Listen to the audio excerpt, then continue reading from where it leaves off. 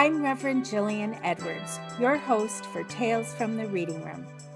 On today's episode, I sit down with the Quirky Medium as we dive into a discussion about angels, spirit guides, healing, and mediumship. So sit back, relax, and let's learn more about this medium's journey.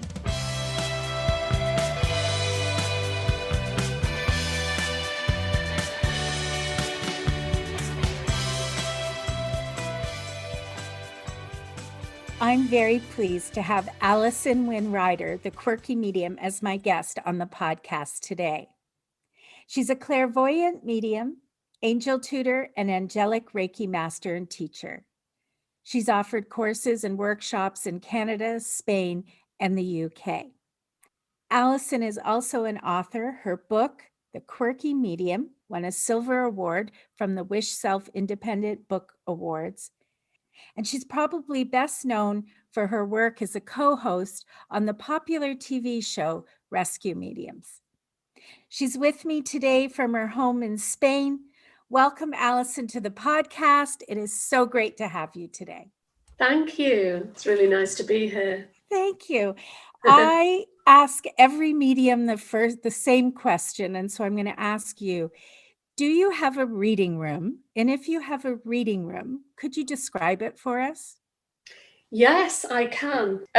My reading room is in our underbuild, and it's just beautiful. I've got my angel altar in there. So I've got my angel figurines, my crystals in there. I've got my Reiki bed in there for when I'm doing, healing treatments on people. I bless my room every day, and everybody that comes in, as soon as they walk in for a reading or a healing, they all go, "Oh, it's so beautiful in here. I've got twinkly lights behind me. I've got portraits of my spirit guides in there. And the whole ambience is just peace and serenity." And that's how I would describe it. That sounds so beautiful. And how powerful when you bless it and you have all that energy in there. It sounds like a beautiful space. You speak in your book and in your bio, you talk about being a clairvoyant medium. Yes. For our listeners who don't know what that is, could you describe what a clairvoyant medium is? Yes, I can. So being clairvoyant is, it means clear vision. So it's where your third eye, which is over your brow chakra, is strengthened. So I'm a medium, and as a medium, that means I'm using all my senses to connect with spirit and the angelic realm so that I can pass on their messages to clients. So I always call myself a clairvoyant medium because I not only work with the past, because spirit will very often come in with their past memories.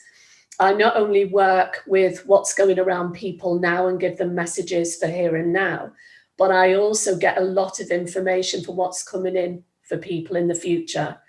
So that's the clairvoyant side, where I can see, sense, feel, hear what's coming in for the future for people as well.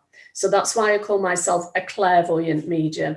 Effectively, it's using all my senses to be able to connect with spirit and the angels and pass on messages of love and comfort to clients.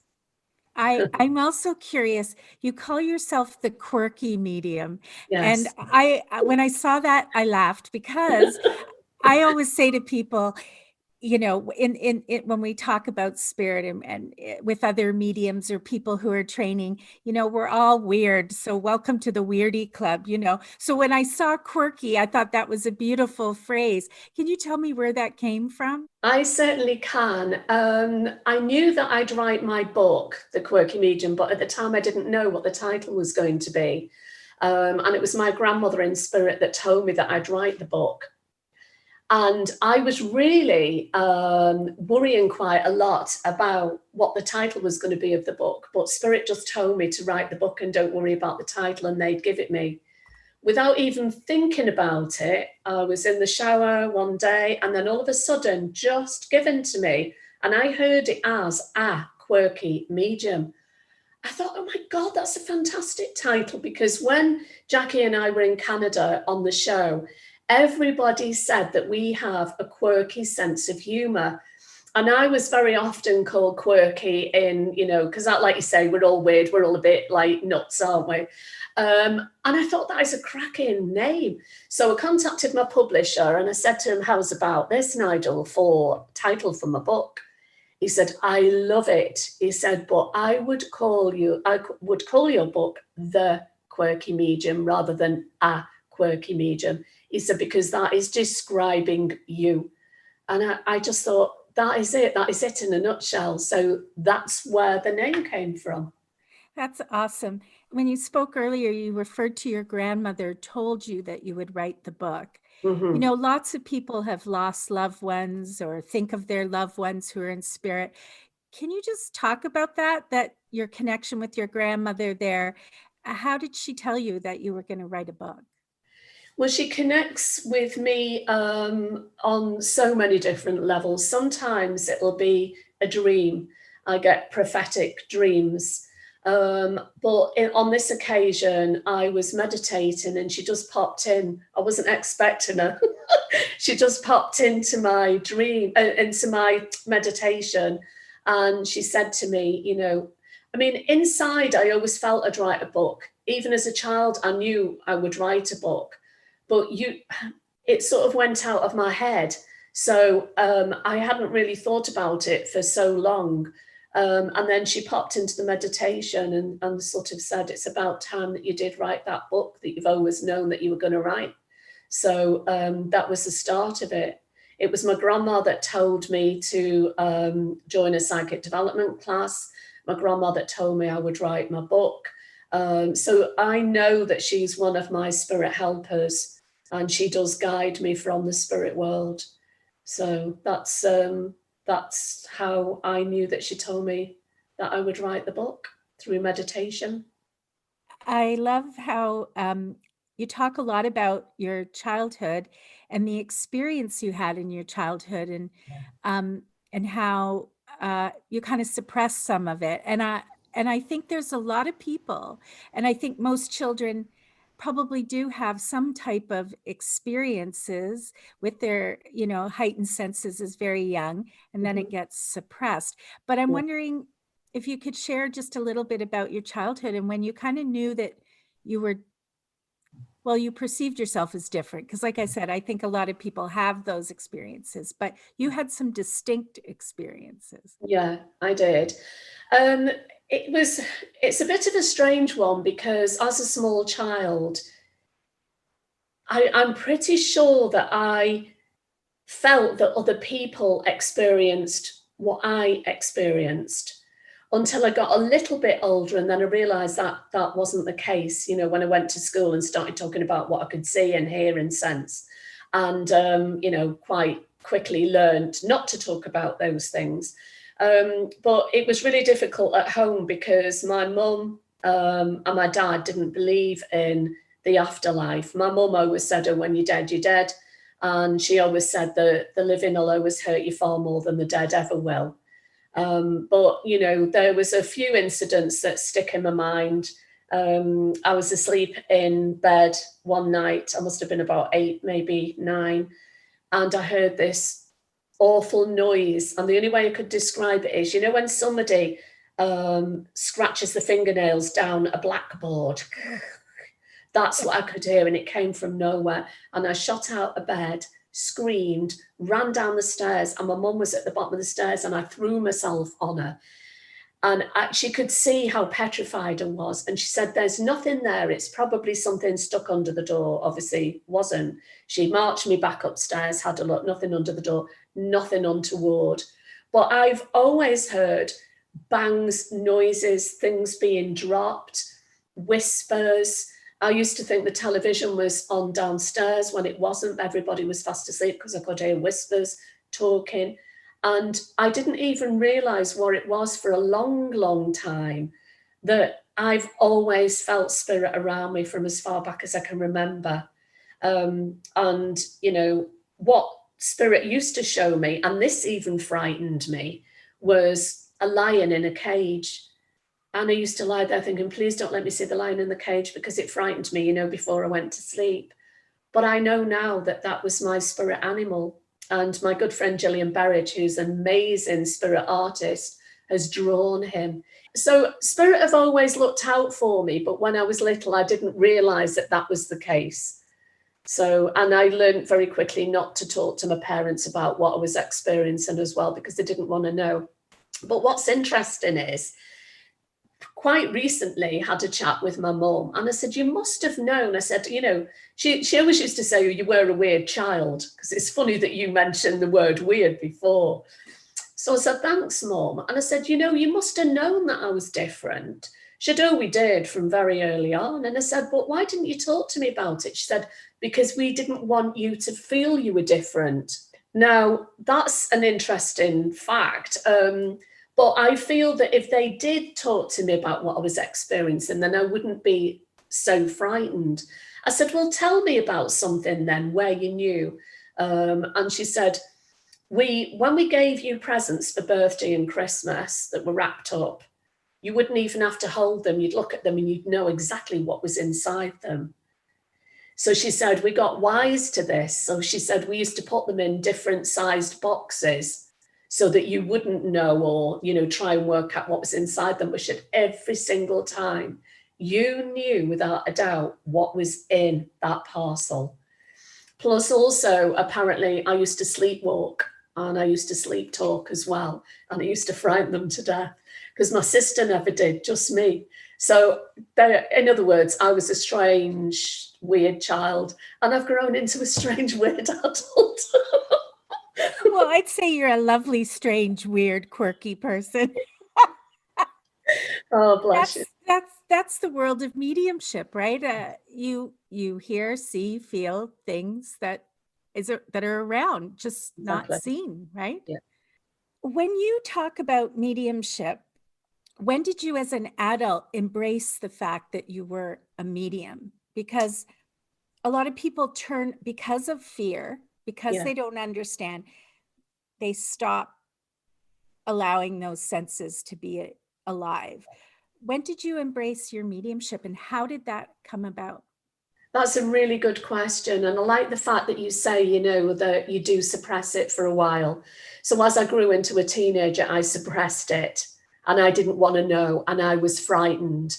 I was frightened of ghosts, for want of a better word, which is another reason why the name Quirky Medium came in. But I embraced it after in each of the houses that I lived in once I got married.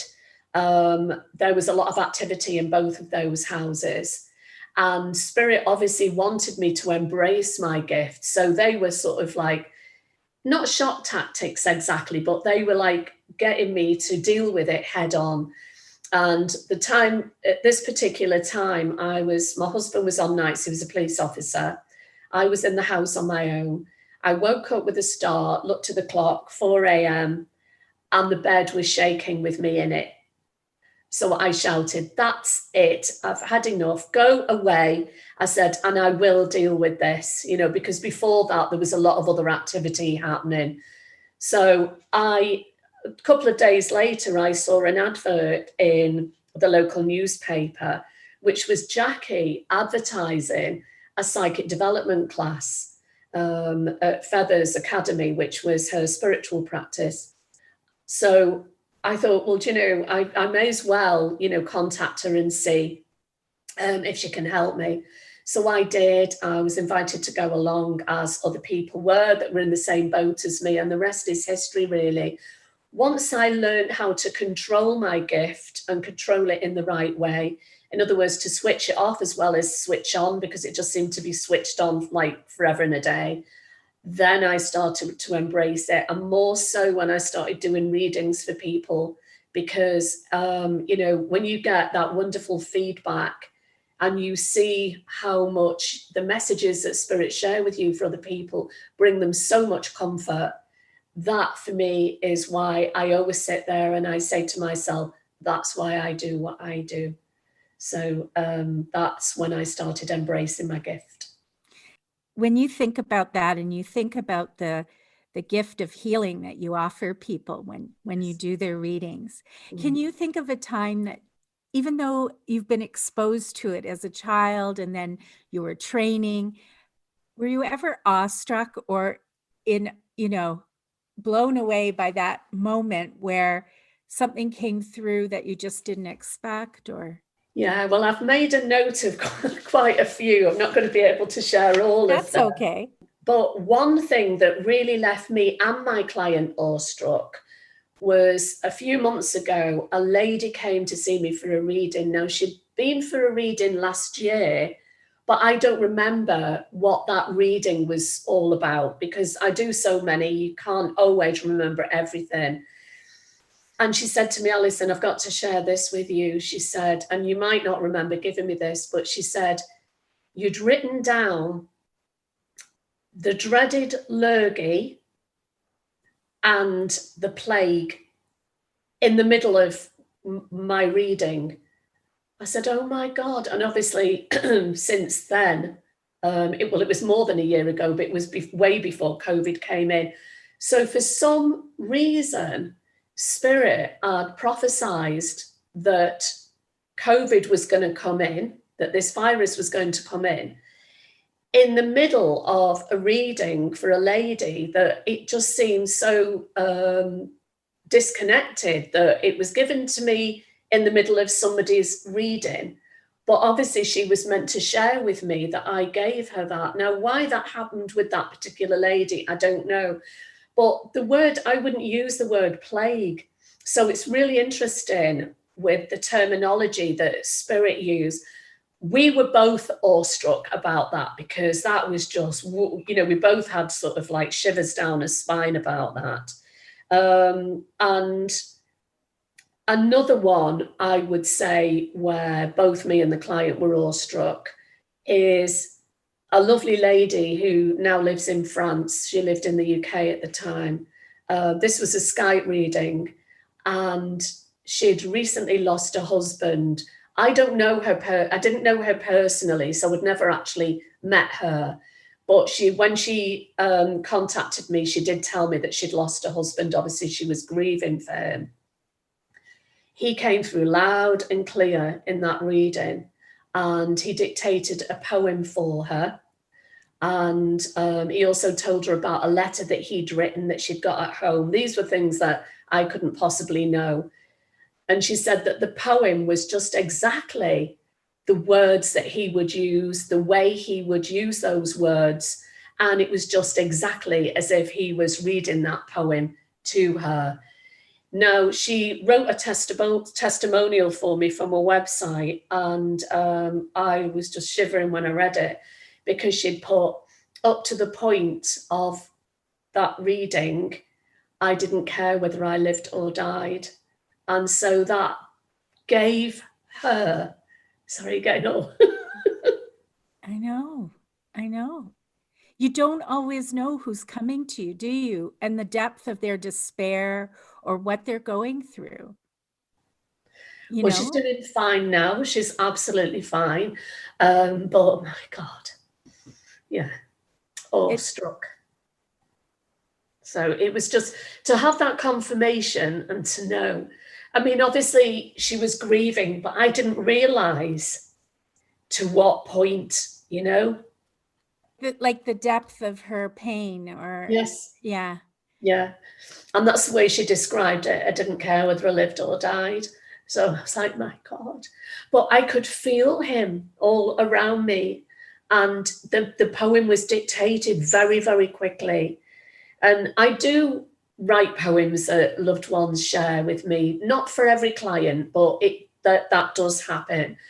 But this was just phenomenal. The words, the way he said it, she just knew without a doubt that it was him. And I never knew him. I wouldn't have known anything about him. So I just love that. And Spirit are just amazing, the way that they share so much comfort and love for those left on the earth plane. Total confirmation for her. Well, when you're a medium, you're in between Spirit and the person who's requesting the message. you really do feel a lot, don't you? I mean, the energy that you feel, the love, the depth of connection, even people asking forgiveness from the other side of the loved one. It's powerful, isn't it? It's phenomenal, literally, because you're picking up on the energy around your client, but also you're picking up on the energy of the loved one in spirit that comes forward. So your description of being in between both is a really good one, because you're just, it's all encompassing. That's the only way I can describe it. And people say to me, how do you know that? How did you know that? That's weird. How did you? And I say, well, I didn't. I've just been given it, you know? And they'll also say to me, well, you know, when you're connecting with spirit, when they're giving you all this, how do they give it to you? Do they say it? Do you feel it? Do you hear it? And I'll say all of that and more as well. Because you get to a point, I mean, it takes years to become a medium, as you'll know, Gillian. And it just becomes so natural. It's just so natural to me that I don't even think about it. You know, I don't think of how I connect. I just connect. Yeah. And I was thinking also, because I was looking at your work, and, you know, you speak a lot about angels and Yes, how angels have played a role in your life very vividly. And yes. also you work with them. And Yeah. but before we go into the angels, I'm Mhm, just curious, when you refer to spirit, and mhm. for people who maybe aren't familiar with what you're speaking of, Yeah, could you let people know what spirit is to you? And then let's talk about angels and how they yeah, play a role in your life and work. yeah, yeah. I should explain that a little bit more. When I talk about spirit, I talk about spirit in general. So what I'm talking about is the afterlife. So people's loved ones in the spirit world, but also I'm explaining and bringing in my spirit guides and my spirit helpers into that. So when I say I speak to spirit, what I'm doing initially is I'm connecting with my spirit guides and spirit helpers initially, asking them to bring forward a loved one from the spirit world for the person that I'm doing the reading for. So I always connect an hour before I do someone's reading, and I connect with my spirit team, and I will then listen to what's being given. But I have an unusual way of working in that once I've connected with my own spirit team, my spirit helpers, my spirit guides, then the person that's going to come forward for the loved one steps in, and it's them that gives me the information for their loved one. So that's how I work. So when I talk about connecting with spirit, it's spirit as in loved ones from the afterlife, my spirit team, my spirit helpers. So when you talk about angels, Mm, um, I know they've been prominent in your life and you yes. work with them. Mm. And that also has a certain vibration, a certain energy. So could you talk about how they play a part in your message work? They play a very important role in the work that I do. So when I say that I connect with spirit and the angels. Everybody has a guardian angel as well as everybody has a spirit guide. So I connect with my guardian angel as well as my spirit guide and spirit helpers. But I very much also work with the archangels. So your own guardian angel has been assigned to you from birth personally. So they are your personal angel. So that's a good place for people to start if they want to work with the angels. Obviously, over the years, I've learned more and more through my own experiences connecting with the angels and do my own research, because I teach about angel energy as well. So I connect with them basically in the same way that I connect with the spirit realm. but the energy with the angels that they bring forward feels completely different. It's the only way I can explain it is when I'm healing with the angels, or when I'm invoking the angels, calling on them. It's when spirit connect with me, it's like tingles down the spine. I tingle from the top of my head down to my feet. When the angels come forward, I feel like I'm being lifted off my chair. So the only way I can explain that is it's total upliftment. And it leaves me with such a euphoric feeling when the angels come in. They will very often give me messages through my dreams, through meditations. They'll dictate the meditations to me because I write my own meditations, and they guide me with the content of the angel workshops that I do as well. I've always felt angels around me from when I was small, and just seeing and feeling angels around me helped me deal with the worry about the gift that I had, although I didn't realize it was a gift as a kid. I just remember in the bedroom at home when I was really little, and I was frightened because I could feel spirit around me. And then all of a sudden, the whole of the room lit up with the brightest light. And I just knew it was an angel. I don't know how I knew, but I just knew. So I've always been intrigued by the angels. I've always felt them around me. They've helped me with the most difficult times in my life. So that is how I would explain that I connect with the angelic realm. And obviously, like I say, experience over the years, I've learned more and more and more, and I connect with them a lot deeper now than I did early on. But I couldn't do my work without the assistance of the angelic realms. If I could only describe the look in your face when I asked you about angels, your face lit up. And so it obviously must mean a lot. I wonder, when you're doing healing work with people and you invoke the angels, and you're working with the energies of Reiki and just healing, spiritual healing, I'm assuming as well. Mediumship is almost, I think, like a verbal healing. But when you're doing the hands-on healing or the Reiki healing, it's different. It's not the verbal part, it's the energy part. And so I'm wondering if you could describe that and what you do and how you work with the angels when you're doing that kind of work. Sure. Well, I've been a Reiki practitioner for over 20 years. So, and which is universal healing, but I've always brought angel energy in. I know not everybody does that. And I'm also an angelic Reiki master now. So the angels play a massive part of that. But yeah, I remember giving healing to a young lady who'd lost a couple of babies, through miscarriage.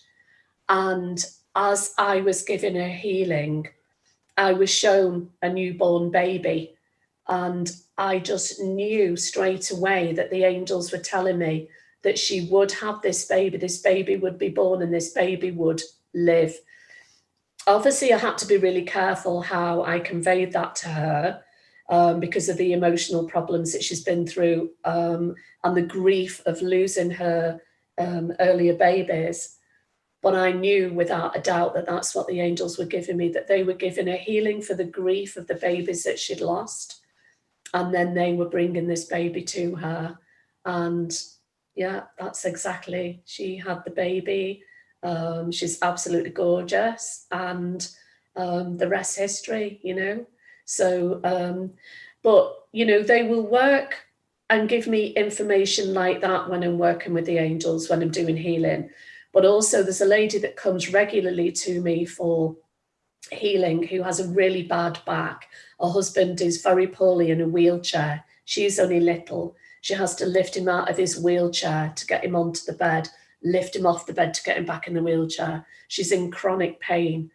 When she comes for her angelic Reiki healing with me, that pain dissipates for at least 2 weeks. And it's the angels stepping in and giving her that healing through me, because we're purely a channel for that universal healing, for that healing from the angels. They're the ones that are actually giving the healing to that person. And I connect with the person that I'm doing the healing on. And I always ask their higher self if I can connect with them in that way. So it's a threefold thing. So it's the recipient, myself as the channel, and the angels, the universal healing that's coming through. It's just phenomenal. I mean, sometimes it's hard to put into words. You know, I just feel so much joy from doing that healing and working with the angels and universal healing in general. How has that energy healed you? How have the angels healed you? And what was that like? Yeah, I mean, one thing that really springs to mind for me was when I was going through a really messy divorce with my ex. And I was, when you say you're at rock bottom, that's how I was. That was the place that I was at, basically. And I was just sort of sitting on the bed and thinking, please help me, just please. I don't even know at that point, didn't even enter my head who was asking for help from, because I'd got in such a state that I felt that I couldn't feel spirit around me anymore. I couldn't feel anything around me. And I was just sitting there and I asked, and I was given a hug. Wow. And I knew it was an angelic hug. And that spurred me on.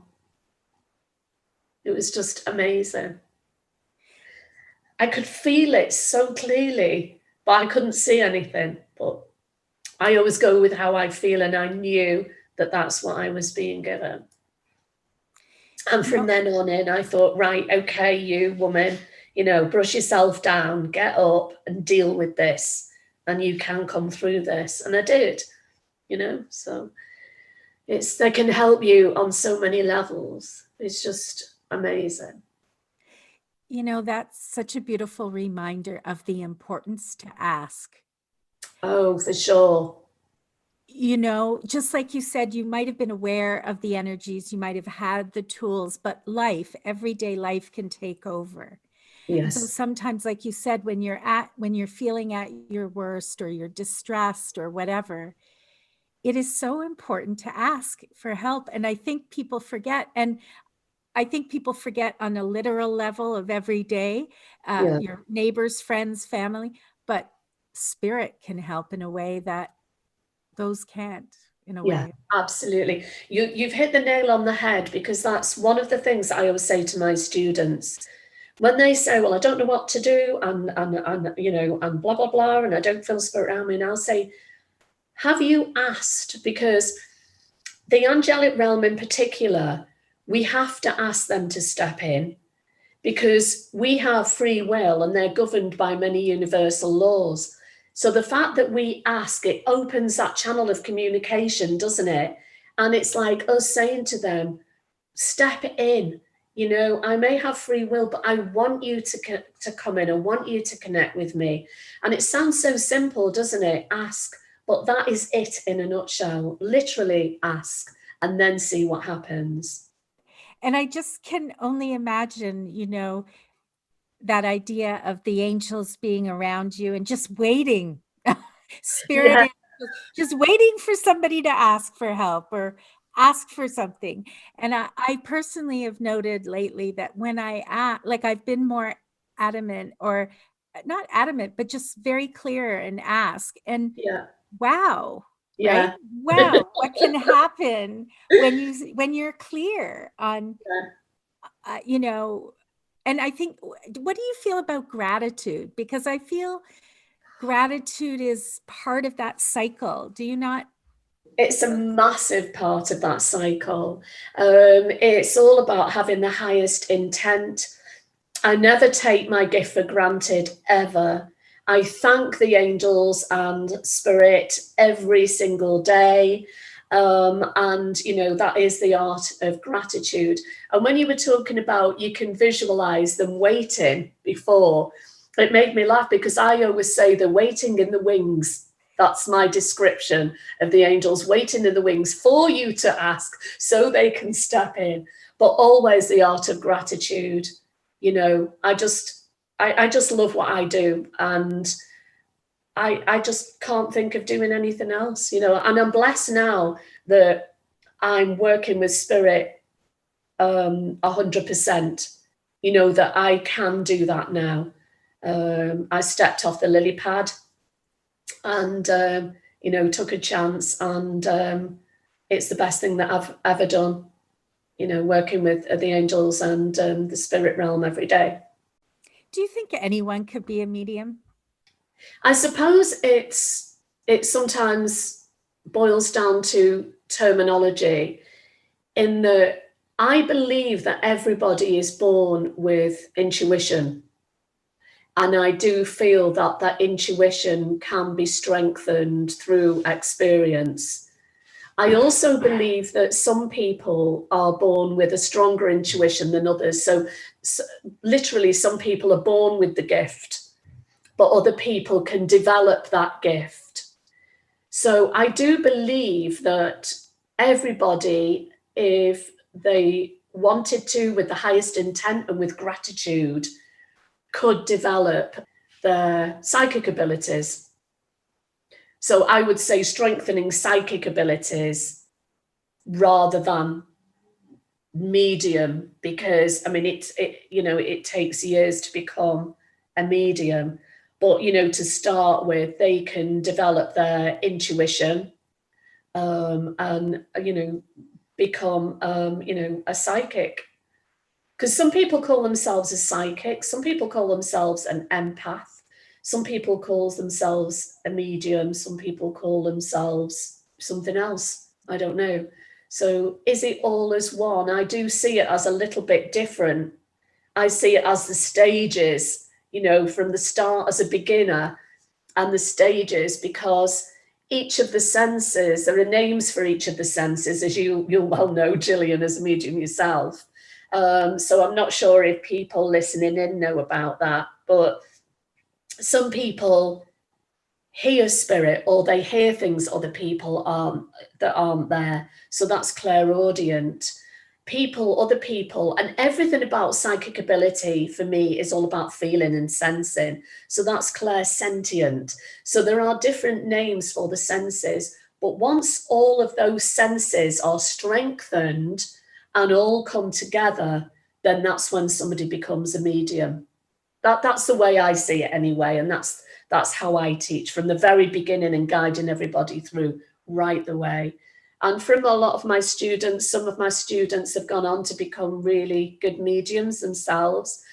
Others have just wanted to be able to connect with the spirit world and the angels through meditation, feel and sense them. Others have become psychic artists, so that's the way that they work and connect with the spirit world rather than doing readings. And some of them do crystal ball readings. So everybody's different, everybody's unique. So everybody, you know, I suppose embraces the gift in a different way, and it's whatever feels right to them. So when you started studying, were you sitting in circles for a lot, like for some time, development circles? Yeah. And just worked your, like, more and more experience, more and more exercises? Is that how you developed? That's how I developed. I mean, obviously, I've always had the gift from a child, and I always seemed to know things that were coming in for people. But at that point, it was so raw, as I explained earlier. So it was sort of like a raw gift, if you like, that just, you know, I had no control over. So yeah, sitting in the circles was how I developed.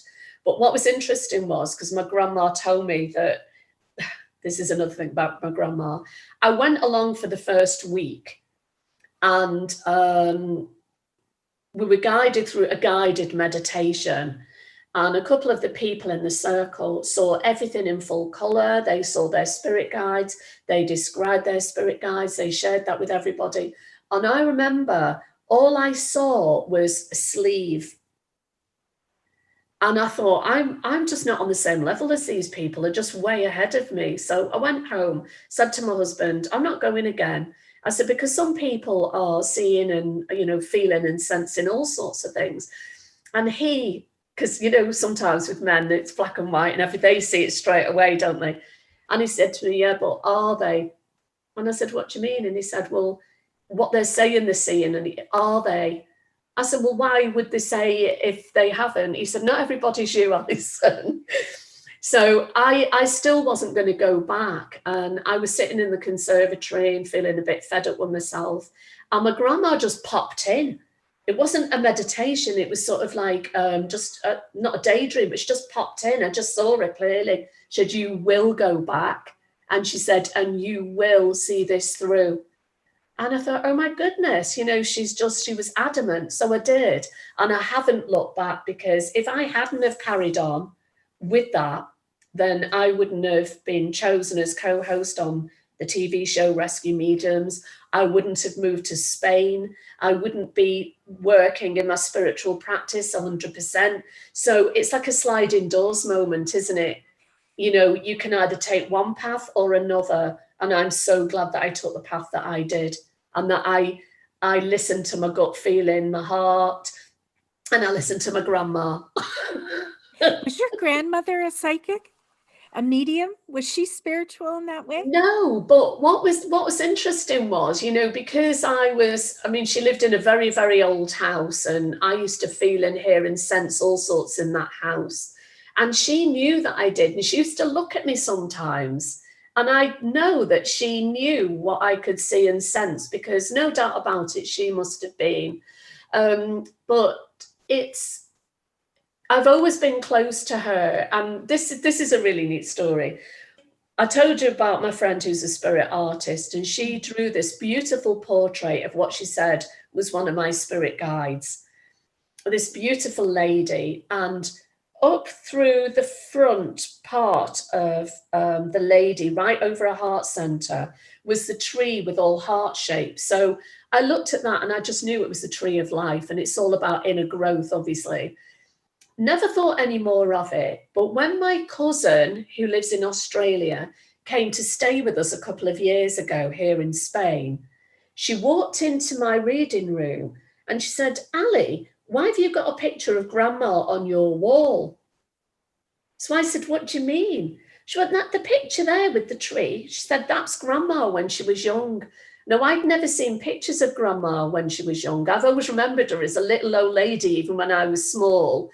And my Gillian, my cousin, her dad, as the eldest brother, was the one that got all the photo albums. So in Australia, she's got all the photo albums of the whole family when they were young, and she sent some pictures through to me. And there she is. It's my grandma. God bless. And, you know, I mean, that really took my breath away. So I contacted my friend who's a spirit artist and shared that nugget with her. And she was like, oh, my God, you know, so spirit, when people say spirit work in mysterious ways, they most certainly do. And that brings me, thank you for that beautiful segue. That brings me to the whole concept of the rescue mediums and your time there. Yes. I found it so interesting that at one time it all scared you. And Yes. then you were going with Jackie, who, as you said earlier, trained you into these spooky houses Yep. to help people rescue spirits. Yep. I just... I love the fact that you took it on. And I just wondering if you could talk about that, because all the things you've talked about, all the different tools, all the different, your senses, obviously all your guides, that show was unique. And I do, my friend Edna did work on that show. So I do know a little bit about the background of it, in the sense that they really tried to keep it, they kept information from you so that you and Alison would do your own work, they would do their work. And then, if I'm not mistaken, they would do research after the experience to confirm your findings. But I just, I'd love it if you could just talk about your experience on that show. Yeah, well, you mentioned Edna, who's phenomenal. She was our researcher on the show, and she pulled everything together right at the end. It was, I just feel blessed to have been a part of it, you know. I mean, to be chosen as co-host on the show was the last thing I expected when I went for the audition. I literally went along for the experience of it. And, a lot of people had been auditioned, but the network chose me. But everything always happens for a reason, doesn't it? And I'm hand on heart, I was scared going over because I'd never worked in front of cameras before, never worked obviously on a TV show before, never worked in a different country before. It was like literally taking me out of my comfort zone, but everybody couldn't have been any friendlier, more welcoming. It was amazing. And yes, I was always scared of ghosts. I'd only done a little bit of spirit rescue. So, it was sort of just really, but I trusted. I just knew that it was the right thing because my gut feeling was telling me, my heart was telling me, everything felt right. So I knew I was making the right decision. But I'll just remember the very first time that Jackie was overshadowed on, it was either the first or the second episode that we did. And I just didn't know what to do. I was conscious of the cameras on me. And I was thinking, I don't know what, because it all went quiet. We had our eyes closed. She'd gone really quiet. And it got to a point where my heart started beating fast and I knew something had happened. And I opened my eyes and there she was with her eyes closed and doing this. I thought, oh my God, what do I do? What do I do? And I remember thinking, oh my God, they might have been better getting somebody a bit more experienced about spirit rescue to do this. I was thinking, oh. But then, panic aside, I trust my spirit team 100%. So I said to them, you've really got to pull this out of the bag for me, all inwardly. Please help me with this. What do I do? And they guided me through. And, I've not looked back since. There were some episodes that literally scared me so much. One in particular, Bath, where I actually questioned why I was doing what I was doing and didn't think I'd do that again. And then, of course, I have. Years later, I'm still doing spirit rescue work here in Spain. So it was just a phenomenal experience on so many levels. It taught me so much. And it was, for me, the whole point is helping the homeowners because they were experiencing some horrendous, unexplained activity that scared them to the bone, and also helping the spirit that was stuck. And that's why we did what we did. But we never knew where we were going to, Jackie and I. It was totally kept from us. We had to rely on our premonitions and our psychic heart that our spirit team shared with us, that we share with each other on screen. You've seen the show. And then we were driven to wherever. But it was really, I remember being really excited, and I still am sort of thinking back on it. You'd be driven to wherever, and say if you've got animals or a farm house or something like that, and your premonitions, and that's where you pull up, you're like, yeah, look, we both had that. We had that. Even when you pull up outside and you start getting really excited and you're thinking, oh my God, this is going to be really good. The whole thing and the concept of the show is so unique, and it's real. It's as it is, and it's filmed as it is as well.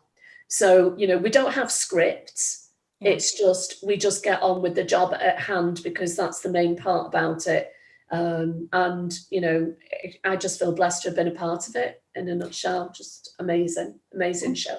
I'm curious because you talked about being scared. What is it that scares you? Is it the energy of the individual?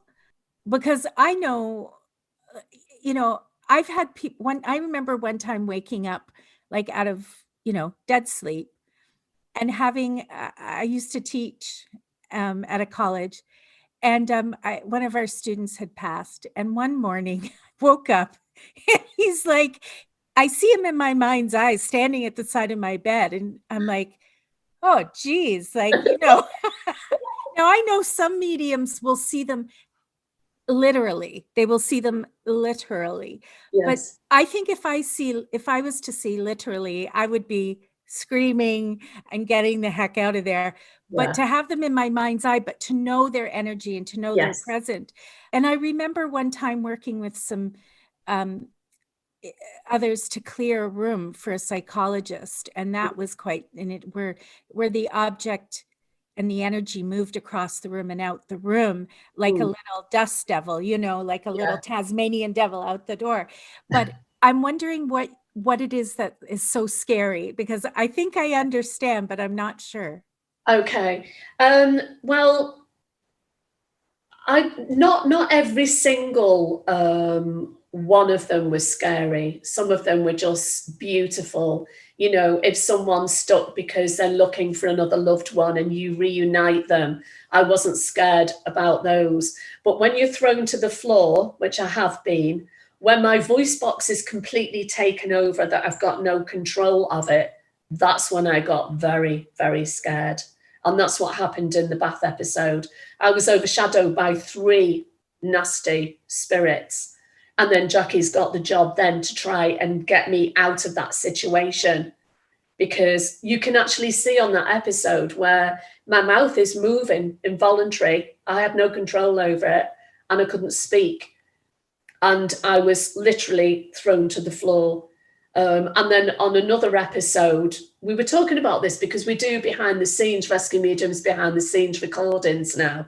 Yeah. And on another episode, the activity in the home was that strong that I had to run out of the house because I literally felt sick, weak, faint. And it was early on for me. As I got more experienced, or this is what I thought, I could deal with sort of stronger activity. But the bath one was probably one of the last ones that we did. But the one that I'm talking about now, where I ran out the house, and actually Edna, bless her, ran out after me because she was so concerned about me. And apparently that's a no-no. But they caught it on camera because it's real. And this is what we talk about on behind the scenes, because everything about that show is real. We might swear a little, if something happens that we're not expecting, we might swear. There might be a few expletives, and they do keep a few of them in, not all of them, obviously. But yeah, it's as it is. But yeah, that's what scared me the most, when you're being overshadowed by a nasty spirit and you don't feel in control. That's what I did. That's what scared the living daylights out of me.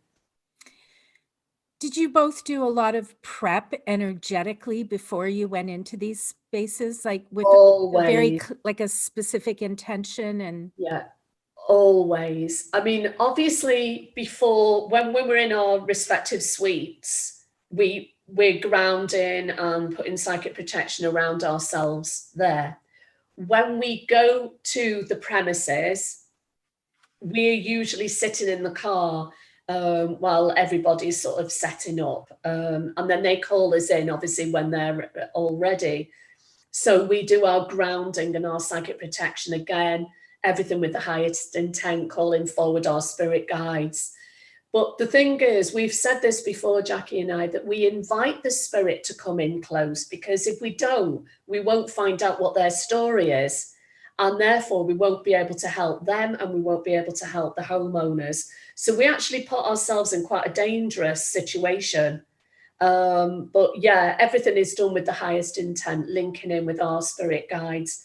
And the bath one, when you were talking about the angels before, it was Archangel Michael that I called on, and he came forward and helped me out of that one. So, I will call literally whoever to help us. The whole gang. Yeah. Well, I think you're brave. The energy of the souls that live there or associated with the property are definitely the ones you're connecting with. But I wonder how much the energy of the homeowners, the people that are currently living in the space, like, is there what's your perception of the individuals that live there versus spirit that lives there? I'm kind of curious if, I know they might be disturbed by the energy, of course, but I'm wondering if they contribute to it in any way. Yeah, sometimes they can, because everyone is completely different. The activity that's going on in the homes, every single one is different. So it could be that they've gone to a particular haunted place and they've come back into the home and brought that spirit with them. So it might be a spirit attachment on them. They may like antiques and they may bring a lot of old items into the house. There might be an attachment to those. But also, and this was quite a pattern I was really shocked about, people playing Ouija boards when they don't have an idea as to what they're doing, and it opens a portal and lower entities come forward, and having to deal with that, because that's not just one spirit you're dealing with. And then obviously we've got to close the portal as well. So that was a pattern. That seemed to be like quite a reoccurring one, not for every episode. And the thing is, the homeowners don't always want to tell you. You know, we had to literally drag it out of some of them. And it's usually the younger members of the family at Halloween think it's so much fun to use a Ouija board, and obviously not realizing the danger that it can bring. So do you think any medium could be a rescue medium? I think they would, it depends about, I would say, their personality, because a lot of mediums, there's only me here in our part of Spain that does this. I have a small team that work with me. Other mediums will contact me if people have contacted them to say they've got activity in the home, because they don't want to do what I do. But yeah, I feel that they could. I mean, they'd have to train up, but really, it's the type of role where you train on the job, but you really have to be brave. And, you know, I had to, honestly, when I went on the show, my spirit guides had to work with me at such a high level. They raised my vibration tenfold to be able to deal with what was being put in our path on that show. You know, I mean, I talk about going in green. Sometimes that's the best, because you just do it in the moment, right? Yeah. You know, it's honest. I would say Yeah. that's another, people might not know that, but I just think from my background is also television. So to know that you went in green, never done that. And then on the show, that just makes it even that more honest and authentic, right? Yeah. What do you think the television did for mediumship? Like what do you think that did? Because your show is global, right? Like it's in repeats. And so I'm just curious what your feeling is, and if people, after watching the series, get a sense of what mediumship is about.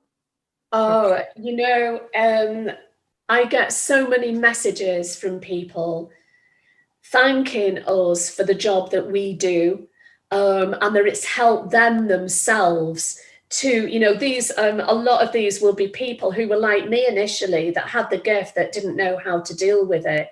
So it's helped them to develop their gift and know that they're not going mad. And it's interesting how many people say they thought they were going mad until they saw our show and realized that what they've experienced, seeing what some of the homeowners experience, that they're not alone, they're not on their own. Some of them have developed with me, so I've taught them online, and I went back to Canada a few years ago and did workshops and stuff over there, and it's all through, and I know Jackie does the same, so it's all through people seeing us on the show, and they're guided to us. People believe in us because the show is so real and it's so unique, and both of us, what you see is what you get, basically.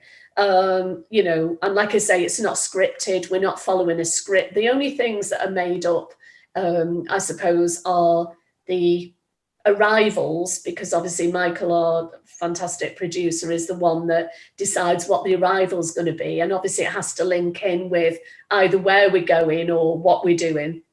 And then he always writes those jokes at the end where we have a cheers.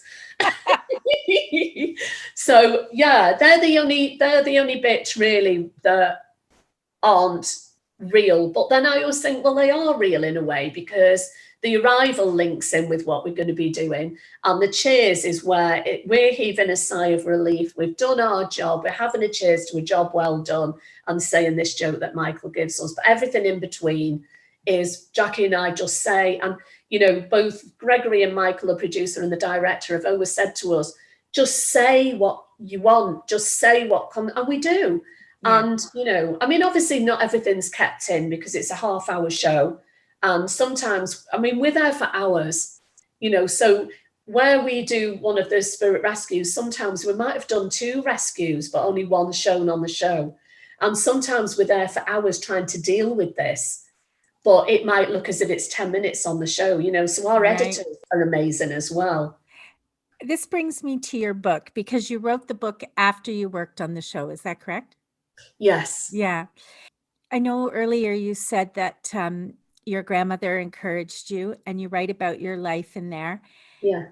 And what is it that you're hoping people take away from your book? Yeah, what I was hoping that people would take from it is comfort and healing. I asked the angels when I was typing up the manuscript to put healing all the way through.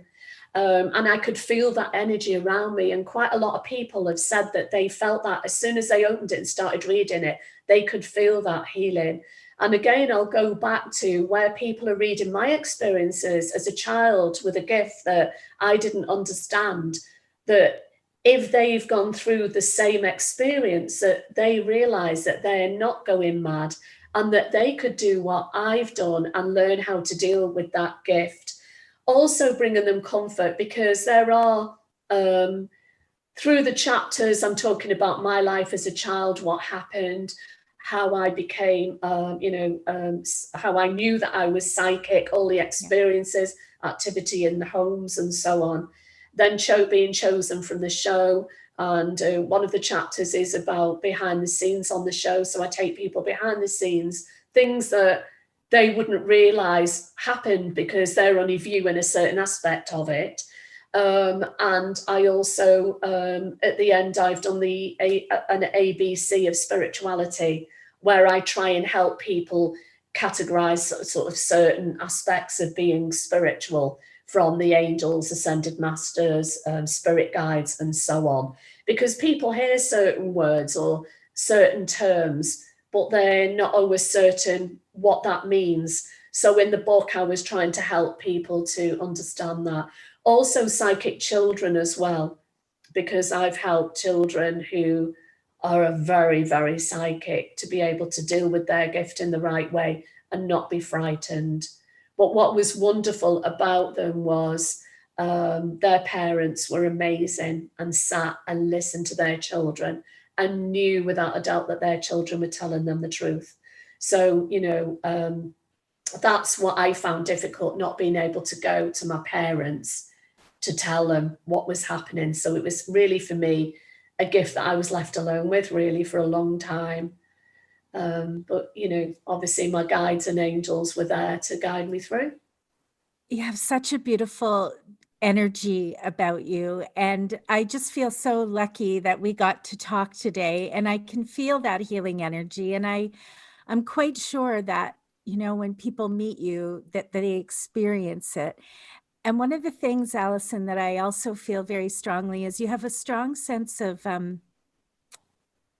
responsibility, maybe is the word, but not only understanding of your gifts, but how they work, and your ethics, I guess maybe is the word that I'm thinking of, around mediumship and as a healer, because you're also very public in a way, or you know, your book and being on television. And I know from even my grandmother's time and back, you know, mediumship wasn't always seen as a positive. It was seen as a secretive thing, things people talked about behind closed doors. And so there's something about, you know, being public. How do you keep what's sacred sacred and have those ethics and values in that sort of very public way? That's a big job in a way. Yeah. Well, everything that I do is, as I've said, I'm guided by my spirit team. I'm guided by the angels. I'm actually, you might not realize this, but I am actually a really private person. And I know people get shocked and they go, what? So I share, I'm on social media, but I share on social media what I want to share with people. There's a lot about my life that people don't know. And I think that's why a lot of people were surprised when I said, yeah, I'll go on the show and, work in Canada, which ended up being 2 years. We did, seasons back to back. But everything that I do it's all about feeling and sensing everything in the right way. So it's a balance. I see it as a balance. But, my spirituality is my life. That's the way I would explain it. It's literally my life. It's who I am. And just to reiterate, I share what I want to share. I put a lot of what I hope, and the angels do this through me a lot. I share a lot of messages on Facebook and my angel pages to help other people. And, I get a lot of feedback from people that read them. A lot of people come back to say to me, oh my God, I needed to read that today. Or that touched my soul. Or you could have written that for me. Well, of course, Spirit and the angels will want that message to go out to as many people who need to see it at that time as possible, and that's what they do. But yeah, to sort of reiterate, it's my life, everything that I do. But I have to have a private life. You will know as a medium. But sometimes my husband does get a bit annoyed with me, and I have to tell you this, in that people will send me messages that may be in Canada or America where, they're both big countries. So sometimes there's 9 hours difference between us. So at, 9 or 10 o'clock at night, my phone will beep and it'll be somebody that needs some help. Well, I can't leave that. I have to respond, even if it's to say, well, I'm off to bed now, but I'll get back to you in the morning, and, and I'll send you healing this evening. And he's going, what are you doing? What are you doing? He said, you have to have a private life. You can't be there for everybody all of the time. Yeah. So there has to be that cutoff point at some point. But I always will get back to people whenever I can. And I try and help as many people as possible. That's beautiful. When you first started learning about this, were there books that you read that have stayed with you, or that you recommend to people when they're starting out on their journey or they need comfort? And I will say, in addition to your book, because it does provide all those things. Right. Do you know, I can honestly say I can't remember reading a lot of books, because everything that I do it's all been about experience. Yeah. So it's what I've learned through the classes that I was in, and courses that I've done, because I've done, quite a lot of courses as well. I've done an angel magic course. I've done a hedge witchery course. I did the psychic development courses and so on, Reiki courses. But the books that I really love, because I love illustrations, I love color. I love the Bible series of books. The Angel Bible is a fantastic one. So is the Psychic Development Bible, the Reiki Bible, and all of those. So I do, and over the years, I've flicked through those, pulled out certain things. I thought, oh, that's an interesting concept.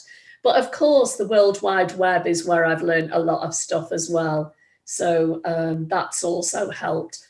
Yeah, I was just wondering, maybe it's just my perception, but I've always thought that England is a place where spiritualism, where mediumship, that it seems to be, there's a history and a tradition. I think every culture has somebody whose grandmother read tea leaves, or auntie read palms, or just knew stuff. I'm sure it's global. But when I think about you coming from England, and I'm just thinking, even you have a lot of magazines devoted to sections on mediumship. I was going to mention that. And when you were asking about books, I thought, why didn't I mention the magazines? Yeah, because when Jackie and I used to come over to do the show, in the UK, there are a lot of different magazines, spiritual magazines. So there's Spirit and Destiny is one of them. Soul and Spirit is another. I've written for the Psychic News and lots of different magazines, been on different radio shows and everything. But the magazines themselves, I've learned a lot and thought, that's an interesting concept, different things, columns that are written in the magazines. And when we used to come over to the show to film the show, Jackie and I, when we'd read those magazines, we'd bring them over for Edna and the rest of the crew, and they loved them. I can't get them in Spain, Gillian. Really? They don't sell them here. So when anyone comes over on holiday, which is a long time ago because of obviously lockdown, they will bring them for me. Or when I go over to the UK, I will get them. So I did notice that there was a difference between what was available in the UK to what was available in Canada. I did find that, quite different. There's my husband wandering around. No worries.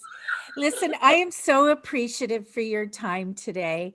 And I'm just wondering if there's anything else that you wanted to talk about. If anybody's listening to this and they want to know anything else, I'm sure they can ask you or I. So they've got two mediums for the price of one then, Gillian. Well, listen, Alison, thank you so much for joining me today. Welcome. Your stories were so fantastic and insightful, and thank you for that. And if anybody wants to learn more about Alison or you wish to connect with her, you can find her at www.thequirkymedium.com. Thank you so much, Alison. I'm You're so welcome. Grateful for your time today. Welcome. I've really enjoyed it. Thank you for having me.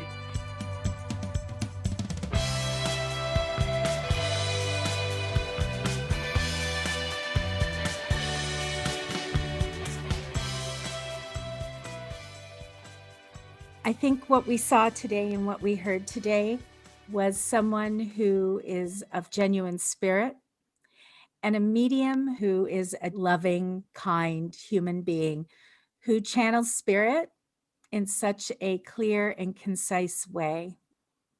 And I think anyone who receives the treatment or sits in her reading room would have a fantastic experience.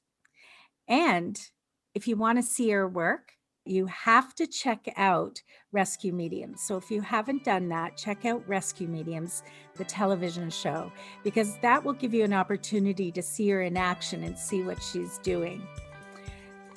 What a great conversation today. Alison Wynne-Ryder, you are not quirky as far as I'm concerned, or maybe we're in the same sisterhood, but I really thoroughly enjoyed that conversation.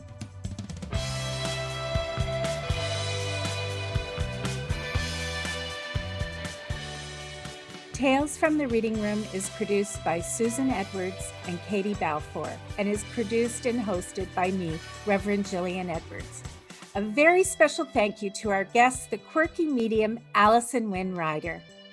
And all of the music on this episode was created by purpleplanet.com. That's purple-planet.com. Thanks for listening. See ya!